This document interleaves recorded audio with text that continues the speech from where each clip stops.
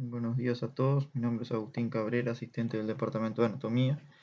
Y el día de hoy toca compartir la clase referida a las fosas nasales, la cavidad bucal y las glándulas salivales. Comenzando por las fosas nasales, estas forman parte de la vía aérea, tendrán de hecho en su estructura anatómica el punto más estrecho de la vía aérea supraglótica. Tiene una gran importancia topográfica porque ya como vemos en la imagen, estas fosas nasales estarán en el centro de la cara y del viscerocráneo, esqueleto de la cara. Tendrá por tanto relaciones por su pared lateral y su techo con la cavidad orbitaria, por su techo con la fosa craneal, con el endocráneo, el piso superior de la base de cráneo. Por su piso o cara inferior tendrá relación con la cavidad bucal y así entonces se relacionará con todas las cavidades de la cara. Estas fosas nasales tendrán las fosas nasales propiamente dichas, que serán aquellas contenidas dentro del esqueleto de la cara, del viscerocráneo, son las que vamos a estudiar hoy, y un conjunto de partes blandas que forman parte de los tejidos de las partes blandas de la cara, que será la pirámide nasal, compuesta principalmente por cartílagos y principalmente por los cartílagos alares mayores y menores. Estas fosas nasales tendrán 4 paredes, una pared superior, una pared lateral, una pared inferior, una pared medial o septo nasal y 2 orificios, el orificio piriforme, que es el que se ve en la imagen, y el orificio posterior o coanas, que lo vamos a analizar más adelante. Comenzando por la pared superior, la pared superior quedará conformada en lo que es de adelante hacia atrás por la espina nasal del hueso frontal, la lámina cribosa del hueso etmoides y más atrás la cara más anterior e inferior del cuerpo del efenoides. Lo vamos a analizar en una imagen que le sigue. En esta imagen de acá lo que podemos apreciar es la pared inferior de las fosas nasales. Esta es una vista posterior de las fosas nasales. Imaginen que están dentro de la cavidad bucal y ven el techo de la cavidad bucal, por tanto el piso de las fosas nasales, hacia allá arriba el piso medio de la base de cráneo, afuera y afuera, línea media, ¿sí? Arcada dentaria. Y lo que se observa acá muy bien es la pared inferior de las fosas nasales, que quedará conformada por la apófisis horizontal del hueso maxilar o maxilar superior y la lámina horizontal del hueso palatino. Recuerden que el hueso palatino groseramente tiene forma de L con una lámina horizontal y una lámina perpendicular hacia arriba. Esa lámina horizontal articulará con la apófisis horizontal del hueso maxilar y conformará el piso de las fosas nasales. Estas mismas estructuras y este mismo piso de las fosas nasales es lo que se conoce también como paladar duro de la cavidad bucal. Si analizamos la pared lateral de las fosas nasales, esta es la pared más compleja, conocida también con el nombre de tabique intersinuso nasal, ¿sí? Porque será el tabique interpuesto entre el seno del maxilar, que ahora vamos a analizar, y la fosa nasal. Esta pared lateral va a estar conformada principalmente por el hueso maxilar superior, a los que se le adjunta el hueso unguis, la lámina papirácea, el etmoides, el cornete inferior y la lámina perpendicular del palatino. Esta serie de imágenes es una vista medial del hueso maxilar y cómo de a uno se van agregando los componentes que recién describí. Esto es el hueso maxilar o maxilar superior, esto es adelante, esto es abajo y es la arcada dentaria. Esta es la pared medial y lo que vemos es un gran orificio, que será el orificio de entrada al seno del maxilar superior. Lo que observamos acá es cómo el hueso maxilar superior, a medida que le vamos agregando el resto de los componentes, va conformando la pared lateral de la fosa nasal. Apófisis ascendente del maxilar superior, al que se le adosa el lagrimal o hueso unguis en este sector, un hueso muy dehiscente que forma parte de la pared medial de la cavidad orbitaria. Hacia abajo y afuera, hacia abajo de adentro, perdón, se le agrega el cornete inferior, que es este que vemos aquí. Recuerden que cornete superior y medio forman parte del hueso etmoides. Cornete inferior es un hueso individualizable e independiente, ¿sí? Este hueso articula con el maxilar superior en este sector. Y por último, se le agrega la lámina perpendicular del palatino y las masas laterales del etmoides. Queda así conformada la pared lateral, la pared ósea en la fosa nasal, y lo que vamos a observar acá también es cómo este gran orificio óseo, que es el orificio de entrada del maxilar superior, paulatinamente empieza a perder tamaño y se limita a un pequeño orificio, el cual será más o menos el orificio que vamos a encontrar en las fosas nasales ya cubiertas de partes blandas. ¿Sí? Pared medial. Esta pared medial será principalmente cartilaginosa. Lo que estamos viendo acá es un corte muy desplazado, muy levemente desplazado hacia el lateral de la línea media. Es un corte parasagital inmediatamente por fuera del tabique nasal de la fosa nasal contralateral. Entonces, esto es anterior, y lo que vemos acá es parte de la pirámide nasal. ¿Sí? Esto es el paladar duro, paladar blando. Vemos el seno esfenoidal, esto es el efenoides, hacia acá arriba estaría la silla turca, piso anterior o superior de la fosa craneal. Y lo que vemos es el cartílago septal. ¿Sí? El cartílago septal es este sector de acá, el sector más anterior del tabique nasal. Vemos la lámina perpendicular del hueso etmoides, y más abajo y atrás lo que vemos es el hueso vomer. ¿Sí? Estos tres componentes forman el tabique nasal o pared medial de la fosa nasal. En cuanto a los orificios, como ya dijimos, dos orificios, un orificio anterior o piriforme, que es el que se ve en esta imagen, y un orificio posterior o coanas, que es el que vemos en esta imagen. El orificio anterior tiene forma de corazón de naipes franceses, según los libros clásicos, una forma groseramente triangular de base inferior y vértice superior, y que va a estar enmarcada entre los huesos propios de la nariz, articulados entre sí, la apófisis ascendente del maxilar superior, ¿sí? Y la espina nasal en este sector. Lo que vemos acá también es el tabique nasal, su componente óseo, ya que es un preparado óseo y no cuenta con las partes blandas, y lo que vemos es la lámina perpendicular del etmoides en este sector. Recuerden que era la parte más superior y posterior del tabique nasal, y más abajo y atrás el vomer. Lo que podemos observar acá también es la cabeza del cornete inferior y del cornete medio. Si vamos a analizar el orificio posterior o las coanas, es este sector cuadrangular de acá. ¿Sí? Este quedará conformado entre el borde más posterior, el borde posterior de la lámina horizontal del palatino, la lámina perpendicular del palatino, el sector más posterior del hueso vomer y el vomer. ¿Sí?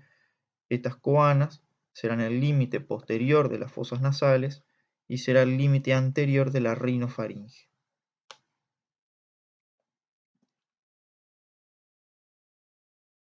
Estas fosas nasales contendrán espacios dados entre los cornetes y la pared lateral de la fosa nasal y que se denominan meatos.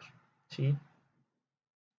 Los cornetes son tres estructuras óseas cubiertas de mucosa: cornete superior, cornete medio, dependiente del hueso etmoides, cornete inferior, hueso individual e independiente. ¿Sí? Se pueden anexar otros cornetes, accesorios e inconstantes. El más conocido es el cornete de Santorini. Lo que estamos viendo en esta imagen de acá es una vista lateral, una vista medial de la pared lateral, donde vemos si esto es anterior y es la pirámide nasal, esto es inferior, es el paladar duro continuado con el paladar blando, esto es posterior y correspondería a las coanas, esto es superior y es el piso anterior de la base de cráneo. Los cornetes, numerados como 2, 3 y 4, son superior, medio, inferior, y es lo que se representa en este esquema. El cornete quedará conformado por una cabeza, que será el sector más anterior, un cuello, sector más estrecho, y un cuerpo con una cola. Más o menos, el cuerpo se puede dividir en 2/3 y la cola el 1/3. Entre el cornete y la pared lateral de la fosa nasal quedará este espacio, que es lo que se conoce como meato, que sería lo representado en la sombra. 3 meatos, 3 cornetes, cornete superior y meato superior, cornete medio, meato medio, cornete inferior, meato inferior. A esto se le anexa un cuarto espacio por encima del cornete superior y que es discutido según los autores, es más o menos, varía en sus dimensiones, a veces más o menos grande, y es lo que se conoce como ático o receso esfeno nasal. En este sector será el sector de drenaje del seno esfenoidal. Meato medio drenará el seno del maxilar y el seno frontal y las celdillas etmoidales anteriores, y el meato inferior no drena ningún seno, pero sí drena el conducto lácrimo-muconasal, ¿sí? Las lágrimas drenadas de la cavidad orbitaria terminarán en el meato inferior.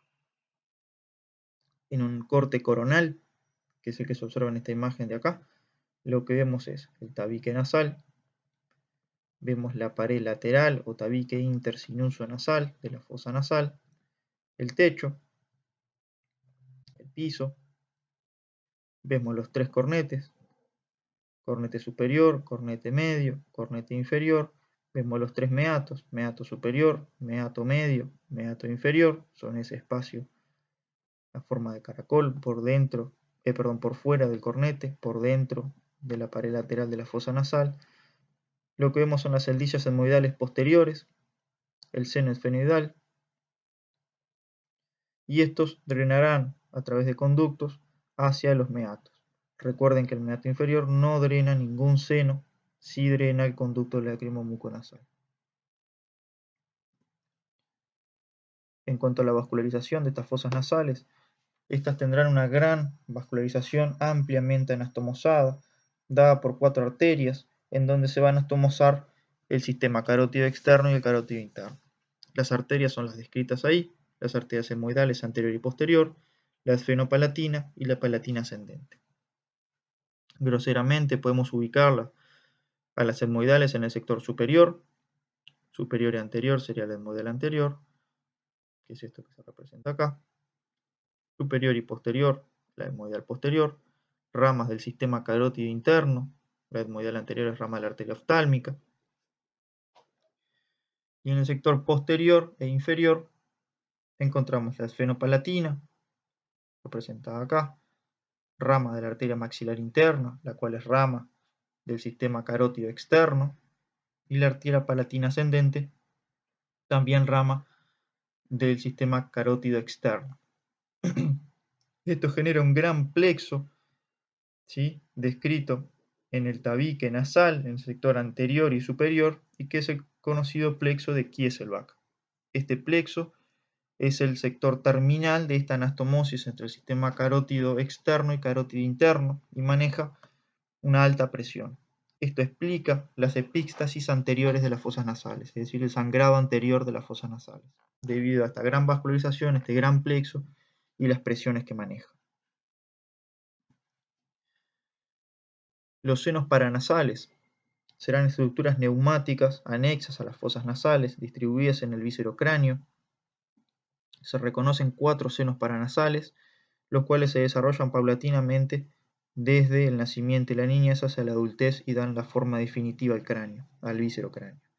Se describe el seno frontal, dispuesto entre las 2 tablas del hueso de la parte vertical, de la porción vertical del hueso frontal, por encima del techo de las fosas nasales. Las celdillas etmoidales, que no conforman un seno como tal, sino que son múltiples estructuras neumáticas distribuidas en celdillas etmoidales anteriores y celdillas etmoidales posteriores, de las cuales la más constante y la más grande se conoce como bulla etmoidal. El seno esfenoidal, dispuesto en el cuerpo del hueso esfenoides, por debajo de la silla turca.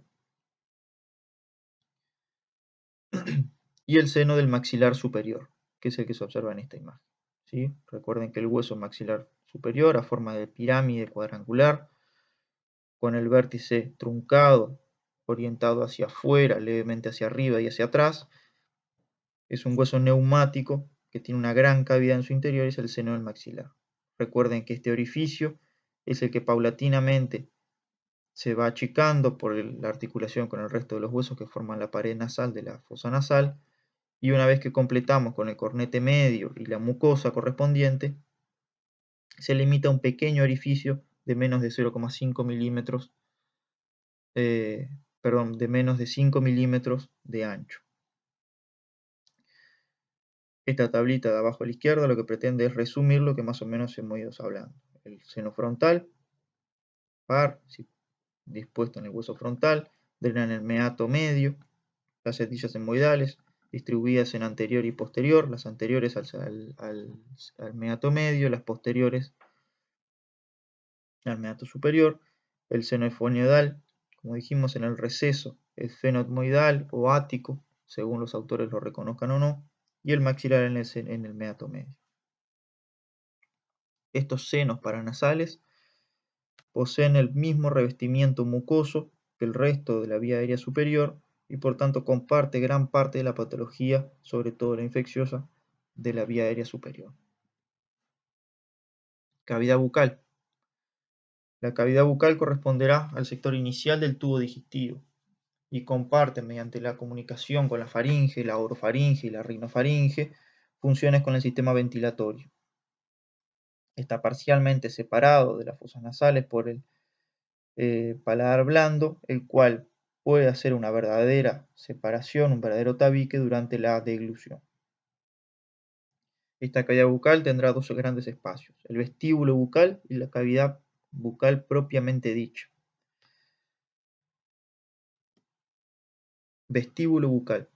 Este queda comprendido por fuera de la arcada gingivodentaria, por dentro de los labios y las mejillas. Es un espacio virtual, el cual puede hacerse real, siendo el contenido aire o líquido, y contendrá, entre otras estructuras, el sector de drenaje, el orificio interno del conducto de Stenone, el drenaje de la glándula parótida, que vamos a analizar más adelante.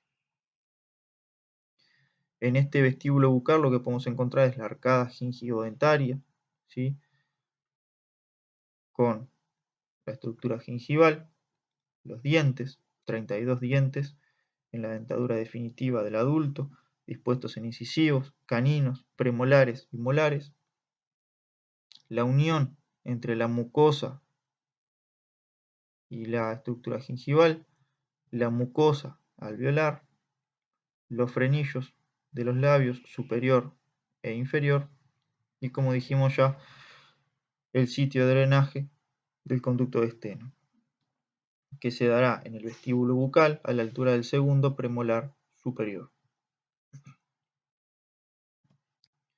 La cavidad bucal propiamente dicha quedará por dentro o por detrás de la arcada gingivodentaria o alveolo-dentaria.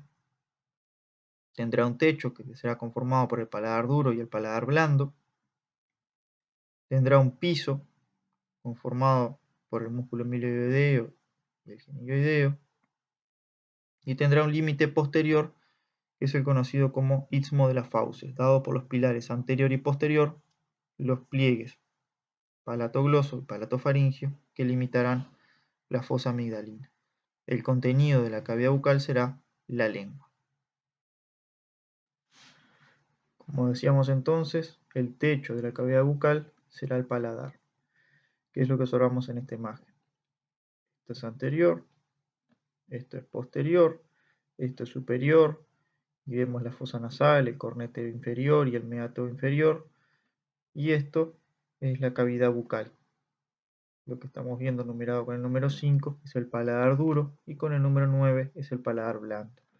Este paladar duro estará formado, como ya dijimos, por la apófisis palatina del maxilar superior y, como se ve muy bien acá, la línea de sutura con la lámina horizontal del palatino. Este paladar duro estará revestido en la cavidad bucal por el epitelio plano estratificado. El paladar blando, que es lo que le sigue por detrás, hasta el vértice de la úvula, que es lo que vemos acá, estará desde el borde posterior del paladar duro, como dijimos, incluyendo la úvula. Este paladar blando se reparte hacia los lados en dos estructuras, que son denominados los pilares. El pilar anterior, o palatogloso, palato de palatino, gloso de lengua.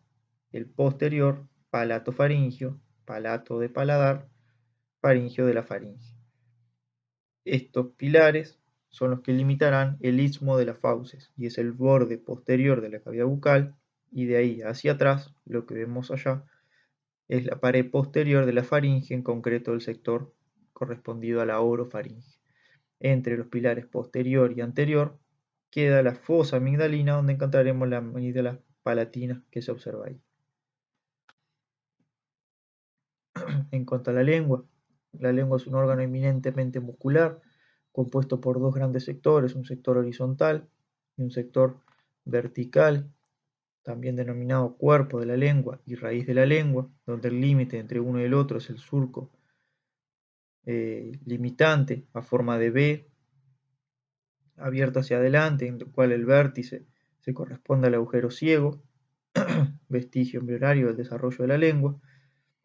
Hacia atrás encontraremos las amígdalas linguales y hacia adelante encontraremos lo que se va a denominar la cara ventral hacia el otro lado y dorsal, que es la que se ve en la imagen de la lengua.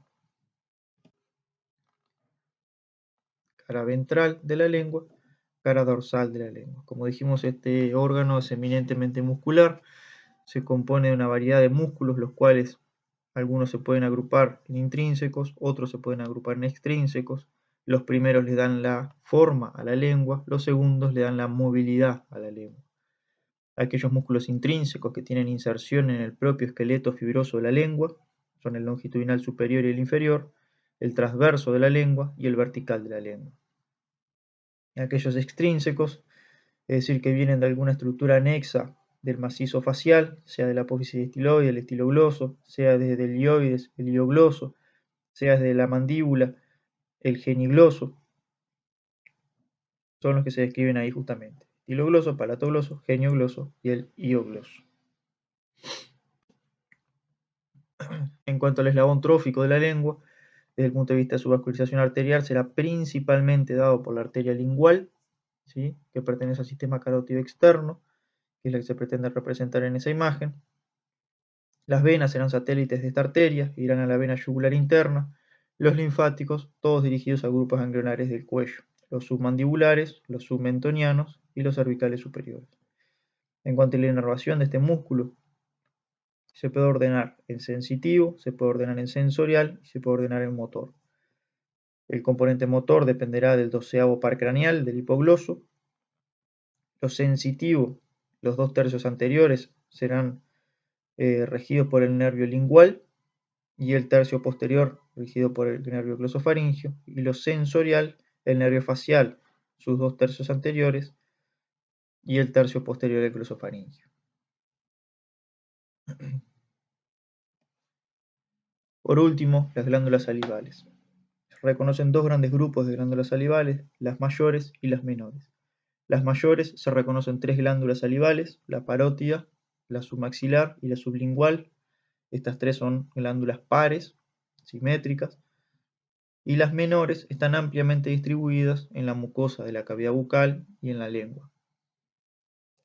La parótida, que es la que representa ese esquema en la imagen y es la que se puede ver acá en la imagen del preparado cadavérico, se encuentra ubicada en la fosa parotidia o en la celda parotidia, por detrás del borde posterior de la rama ascendente o rama montante de la mandíbula, delante del pabellón auricular, por debajo de la articulación temporomandibular. Es una glándula groseramente de 5 por 4 centímetros de diámetro, la cual tiene una gran jerarquía, ya que en su interior va a emerger el nervio facial, el séptimo par craneal, desde el agujero estilogloso, estilomastoideo, perdón, de la base de cráneo, y es en su interior que va a dar sus ramas terminales. Eso divide la glándula parótida en dos planos. Esta glándula parótida va a tener su conducto excretor, que se ve muy bien ahí, que es el conducto esténomo, el conducto parotidio. Este conducto sigue de manera horizontal, transversal, pasando por fuera del músculo macetero, y en su borde anterior se acoda hacia adentro, perfora el músculo buccinador y se abre en el vestíbulo bucal a la altura del segundo premolar superior. La glándula submaxilar, la que se ve acá, y se ve muy poquitito, pero se ve acá, se encuentra en el triángulo maxilar, dado por vientre anterior y posterior del digástrico, ¿sí? Y el borde inferior de la rama horizontal de la mandíbula y el gonio. En ese triángulo encontramos la glándula submaxilar, la cual su conducto excretor se dirige hacia adentro y hacia arriba y desemboca a los lados del frenillo de la lengua. Y es el conducto de Wharton. Por último, la sublingual se encuentra por dentro del piso de la boca, es decir, superior al músculo milioideo, por debajo de la mucosa que reviste el piso de la lengua, y tiene una serie de conductillos de 15 a 20 que desembocan todos a los lados del frenillo de la válvula, del frenillo de la lengua. Hay quienes dicen que no es una verdadera glándula como tal, sino que es un cúmulo glandular de una serie de glándulas acumuladas. Entonces, hasta acá hemos visto la anatomía de las fosas nasales, la cavidad bucal y las glándulas salivales. Muchas gracias.